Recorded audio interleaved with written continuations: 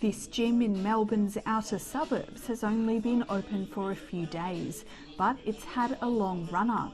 It's been in the making for over 2 years, so our intention was to open at the start of last year. While the heavy lifting's now done and the doors are open, the latest lockdown was tough on the business and family finances. Behind the scenes, it's been a lot of hurdles, Financially, I've got a young family, so that was really hard, the uncertainty of when we were going to return. That uncertainty saw the economy shrink in the third quarter, but by less than economists had forecast. Australia's GDP fell by 1.9% in the 3 months through September, after 4 straight quarters of expansion.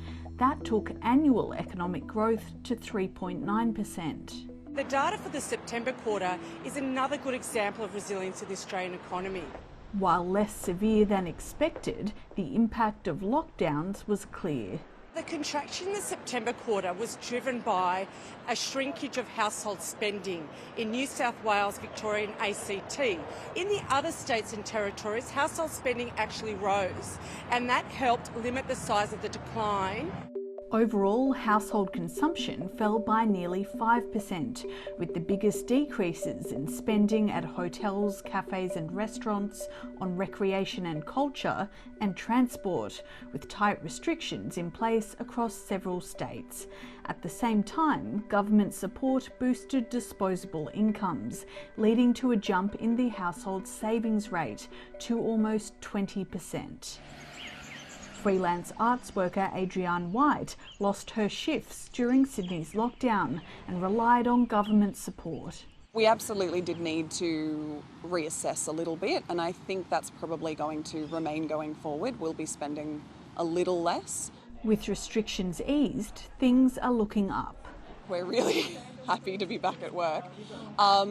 In fact, I would say there's actually a lot more work. There seems to be a big boom, lots of shifts going, if not even more positions needed. The vibe is similarly upbeat at Alex Cadger's catering company.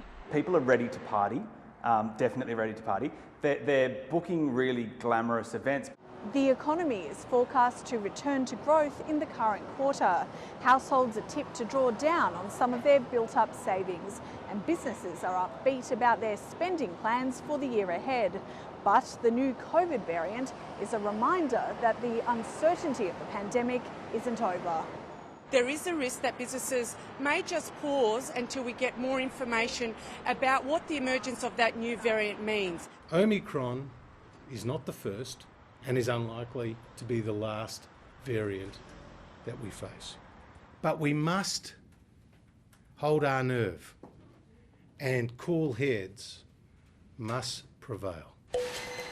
For some, it's full steam ahead. I'll go day by day with that. I don't like to be too conservative in business, I'm a risk taker. So we've got huge plans for next year. Preparing to expand operations in 2022.